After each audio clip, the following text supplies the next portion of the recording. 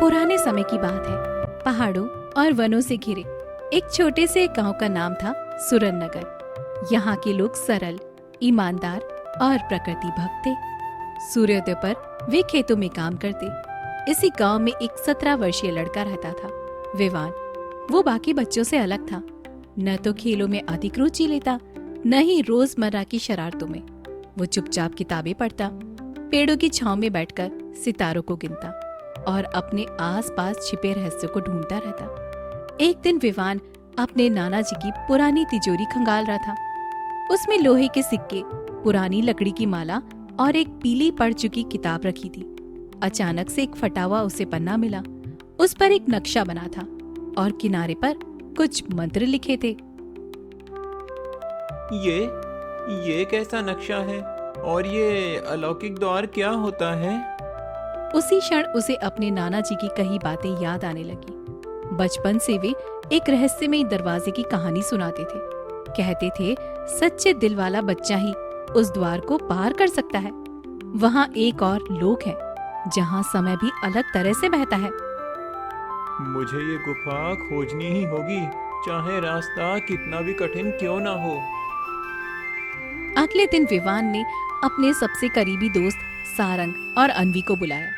तीनों अक्सर साथ खेलते, पढ़ते और सपने बुनते। दोस्तों, मुझे एक अद्भुत चीज मिली है। देखो ये नक्शा, ये वही गुफा है जिसके बारे में नाना जी कहा करते थे। मुझे विश्वास है कि इसमें कोई बड़ा रहस्य छिपा है। अन्वी ने गंभीरता से नक्शा देखा। हाँ, मुझे भी शक है, पर विवान अगर तुम कह रहे हो तो शायद सच भी हो सकता है। क्या अलौकिक गुफा? मुझे तो यकीन ही नहीं हो रहा। सच ही है और मैं उस गुफा को ढूंढ कर रहूंगा। तुम दोनों मेरा साथ दोगे ना? दोनों ने मुस्कुराकर कहा, हाँ हाँ, हम जरूर साथ देंगे। तीनों दोस्त सामान लेकर सुबह ही निकल पड़े। नक्शा उन्हें गांव के पूर्वी हिस्से के घने जंगल की ओर ले जा रहा था। जंगल बहुत अंधकारमय था। ऊंचे ऊंचे पेड़ सूरज की रोशनी को रोक रहे थे। पक्षियों की अजीब आवाजें, सूखे पत्तों पर चलने की चरमराहट और कहीं कहीं हवा में घुली जंगली फूलों की गंध, सब मिलकर उस जंगल को रहस्यमयी बना रहे थे। रास्ता आसान नहीं था। कभी उन्हें कांटों से जूझना पड़ता, कभी तेज बहती धारा को पार करना पड़ता। कई बार ऐसा लगा कि नक्शा उन्हें गलत दिशा में ले जा रहा है। घंटों चलने के बाद आखिरकार उन्हें वही गुफा दिखी जैसी नक्शे में बनी थी। गुफा के द्वार पर सुनहरी लिपि में लिखा था, सत्य, साहस और दया से भरा वही इस द्वार को पार कर सकता है। अब क्या करें? अगर ये द्वार सच में बंद ही रहा तो? डरने की जरूरत नहीं है। हमने मिलकर इसे खोज निकाला है। इसका मतलब हम साहसी हैं और सत्य और दया तो हमारे दिल में है ही। चलो मंत्र पढ़ते हैं। तीनों ने हाथ जोड़कर मंत्र पढ़ा। अचानक द्वार से प्रकाश फूट पड़ा और धीरे धीरे गुफा का दरवाजा खुल गया। जैसे ही वे अंदर पहुंचे, चारों ओर रोशनी फैल गई। पल भर में वे एक नई दुनिया में खड़े थे। वहाँ पेड़ बोल रहे थे, नदियाँ गा रही थी और आसमान में 4 चांद चमक रहे थे। अचानक एक गहरी और गूंजती आवाज सुनाई दी, आखिर तुम सब आ ही गए। तीनों ने पीछे देखा। उनके सामने खड़ा था एक विशाल जादुई वृक्ष, जिसकी शाखाएं मानो आकाश को छू रही थी। वृक्ष ने मुस्कुराते हुए कहा, डरो मत बच्चों, तुम यहाँ सुरक्षित हो। तुम्हें इस लोक ने खुद चुना है।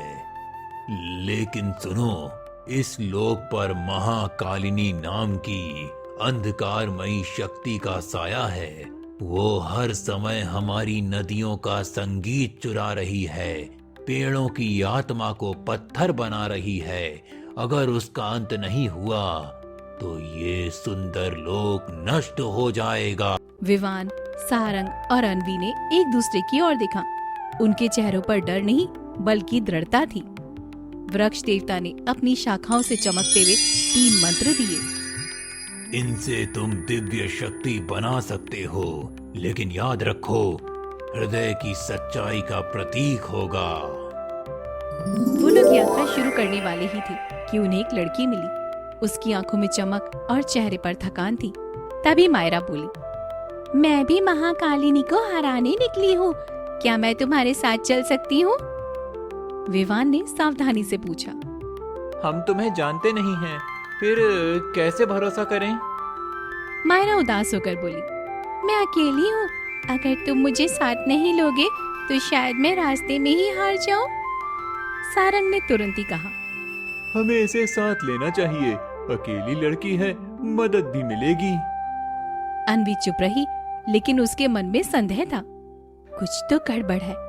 दिन बीतते गए। मायरा सारंग के करीब आती चली गई। हंसी मजाक, मदद और सहानुभूति से उसने सारंग का विश्वास जीत लिया। लेकिन अन्वी बार बार विवान से कहती है, ये मायरा ना मुझे ठीक नहीं लग रही है।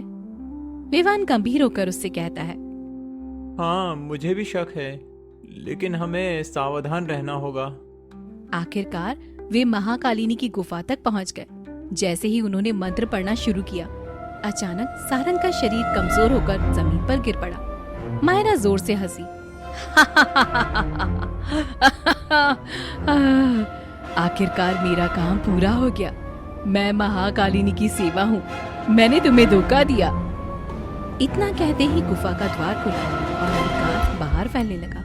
मायरा गायब हो गई। विवान चिल्लाया, दोस्तों, अब क्या करें? अंधकार तो सब निकल रहा है। अन्वी ने दृढ़ता से कहा, हार मानने का समय नहीं है। चलो आखिरी बार मंत्र पढ़ते हैं। दोनों ने आंखें बंद की और गहरी आस्था से मंत्र जपना शुरू किया। तभी आकाश से दिव्य प्रकाश उठा। विवान के हाथ में चमकता हुआ सुरक्षा शस्त्र प्रकट हुआ। उसने पूरी ताकत शस्त्र महाकालिनी की गुफा पर उसे फेंक दिया। धमाके के साथ गुफा चकनाचूर हो गई। काले बादल बिखर गए और आकाश फिर से नीला हो उठा। वृक्ष देवता वापस से प्रकट हुए। शाबाश बच्चों, तुमने साबित कर दिया कि एकता और सच्चाई से हर बुराई को हराया जा सकता है। ये लोक अब हमेशा के लिए सुरक्षित है। तीनों ने उनका आशीर्वाद दिया। मायरा का धोखा दर्दनाक था, लेकिन उन्होंने सीखा, विश्वास सच्चे दिल पर होना चाहिए, शब्दों पर नहीं। धीरे धीरे रास्ता खुला और वे तीनों फिर से अपने गांव सुरंग नगर लौट आए। लेकिन अब वे साधारण बच्चे नहीं रहे। वे उस रहस्यमयी दुनिया के नायक बन चुके थे।